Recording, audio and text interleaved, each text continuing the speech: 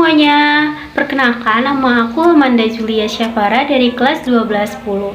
Pada video kali ini aku akan menjelaskan tentang sebelum itu, pernahkah kalian bertanya-tanya bagaimana cara pembuatan protein, molekul terpenting dalam kehidupan? Proses ini disebut sintesis protein, dimulai dari kode DNA hingga terbentuknya protein.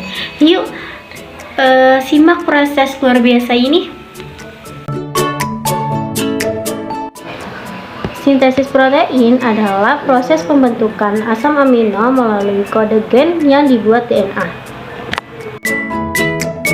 Sintesis protein memiliki dua tahapan. Yang pertama, transkripsi adalah proses pembentukan mRNA oleh DNA sense di inti sel. Dan yang kedua adalah translasi, adalah proses penerjemah mRNA oleh tRNA di ribosom. Tahapan proses transkripsi dan translasi dibagi menjadi 3 subtahap. Ada tahap inisiasi, elongasi, dan terminasi. Pada kolom inisiasi, RNA polimerase menempel pada promoter DNA untuk memulai pembentukan mRNA. Jika inisiasi pada translasi, tRNA membawa asam amino pertama dan mengenali start codon atau AUG pada mRNA. Dan kolom elongasi pada transkripsi, RNA polimerase membaca DNA sense untuk membentuk rantai mRNA. Dan jika translasinya, elongasi, tRNA lain membaca kodon mRNA dan menambah asam amino ke rantai polipeptida. Jika tahap atau kolom terminasi pada transkripsi, RNA polimerase berhenti di terminator DNA dan mRNA dilepaskan.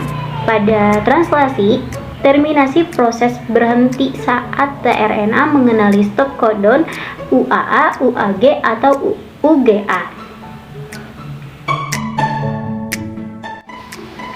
Selanjutnya ada komponen-komponen yang bekerja dalam sintesis protein, antara lain yaitu mRNA, rRNA, tRNA, enzim RNA polimerase, enzim amino asid tRNA sintase, dan enzim peptidil transferase.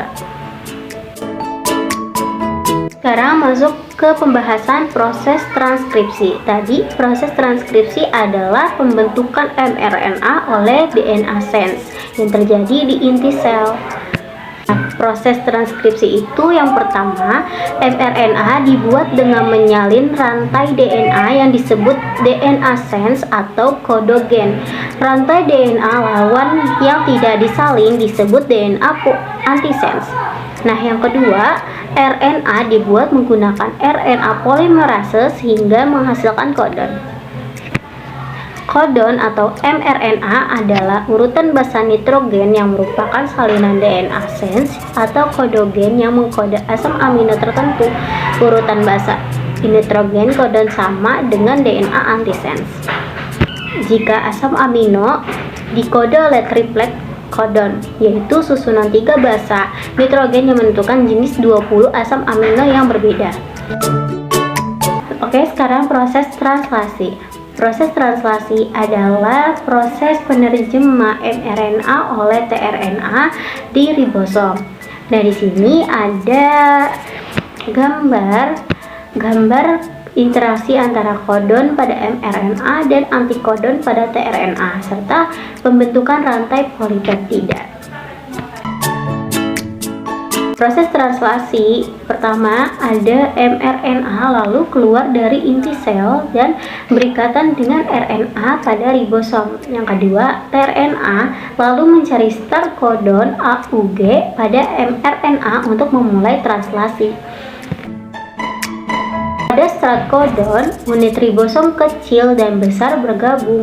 AUG mengkode metionin sehingga setiap protein pasti mengandung metionin.